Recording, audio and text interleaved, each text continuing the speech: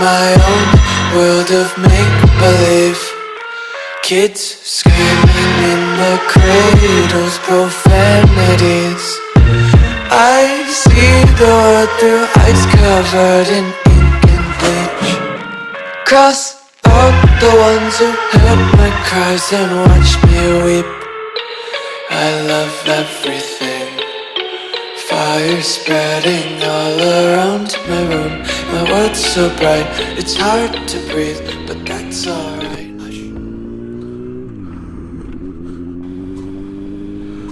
Yo, what up YouTube? It's your boy here, OHR, and a voiceover. I know you probably have a lot of questions. First, let's cover voiceover. I've made 5 motovlogs with terrible audio from my new setup. And you know what they say about videos? You can have an awesome video with terrible audio.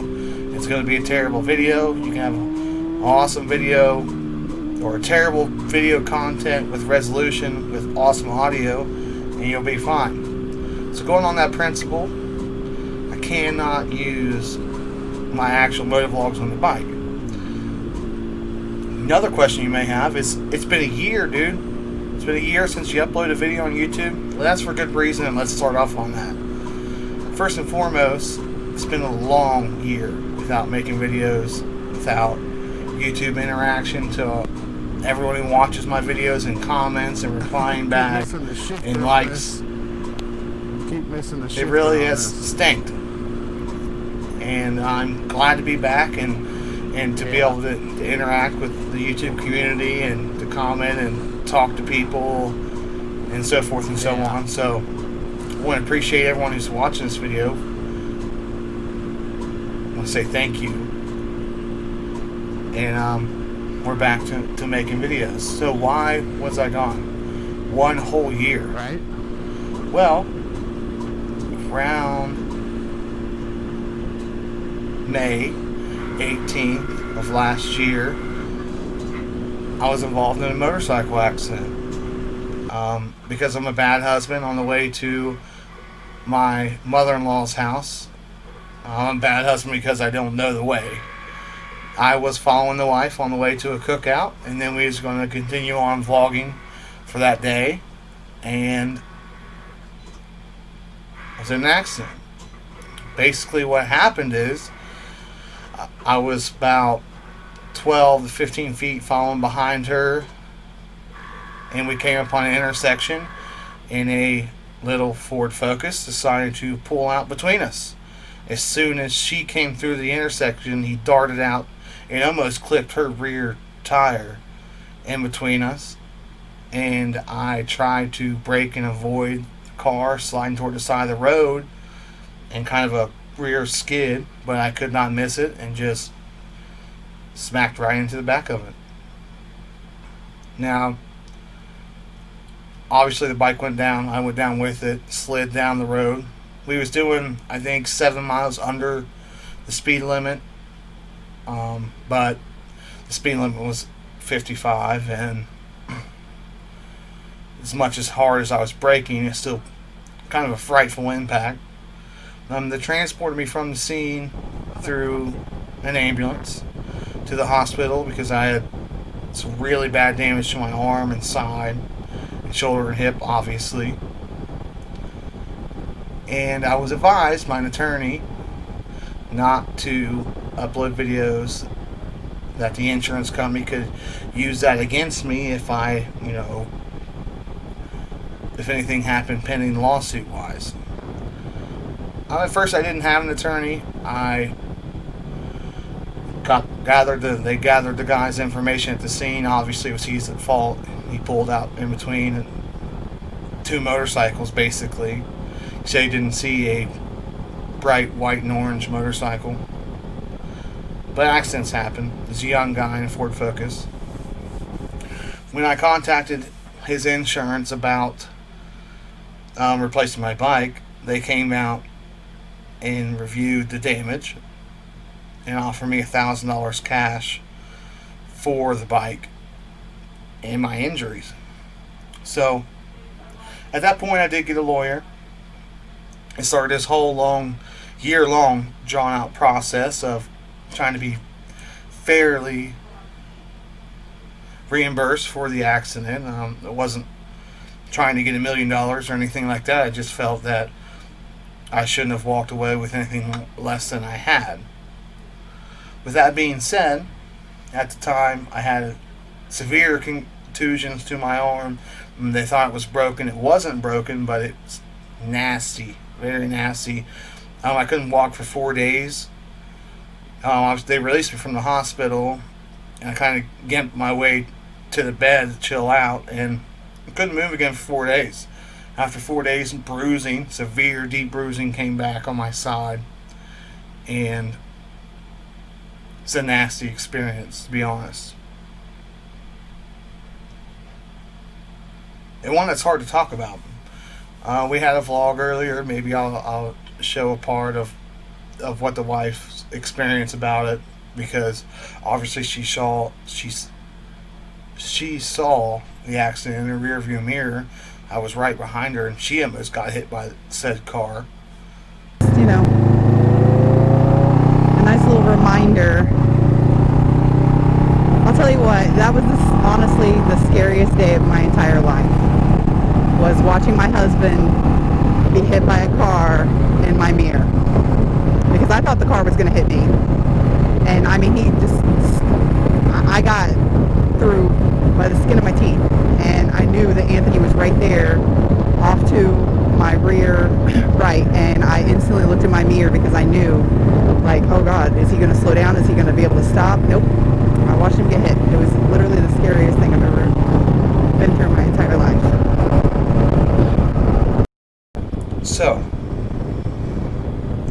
that's that. And if you're noticing, or if you can figure out that the CBR 1000RR is no more. Now, I decided to keep it from the insurance company, because at first it wasn't giving me a fair evaluation of its worth or anything like that. So I decided to keep it. It is in the garage, and we do have plans to rebuild it. But those plans are put on hold because this is actually going to be a pretty hefty rebuild of front tire, front forks, front clip-ons, front upper stay, headlight, full fairings, rear swing arm. Received a ton of damage, and the rear tire, left side rear sets, radiator hoses are done. On the clip-ons, it broke the whole left clip-on or handlebar clean off. Pure and aluminum casting broke right in half. So the bike is going to be rebuilt as time progresses. But until then, I have purchased a 2002 Honda CB919 Hornet. This CB919 Hornet is a bike that I've always really wanted. They were limited production bikes, and based off a 90s CBR 929 that many of you might know or heard about, is the 90s leader bike before they switched to 1000s. And basically it's a 929cc engine, detuned and geared more toward a sport cruiser, and that's exactly what that bike is. Or this bike is a sport cruiser motorcycle with a sharp tail end, round headlight, raised handlebars, comfortable. Bike is so comfortable. The 919 is the most comfortable bike I've ever rode. I always thought that my 1000 or even my first 600 F4i was a super comfortable bike to ride, but I was wrong. This 919 is a torque monster. It's all around great, sharp looking bike. It absolutely handles fan just like a sport bike, just in a relaxed state. It's got dual pipes. The thing is an absolute beast. So I purchased the 919 to ride in between rebuilding the 1000. The wife, of course, has her CBR 500RR. And recently I've went online and ordered 2 supermoto bikes, or some people call them dual sports or enduro motorcycles. Basically what it is a dirt bike with a headlight. So we've got a dual sport motorcycles for the channel as well, and we really want to get things fired up and back to making videos and vlogs and so forth and so on, because that's a real passion of mine, something that I like doing.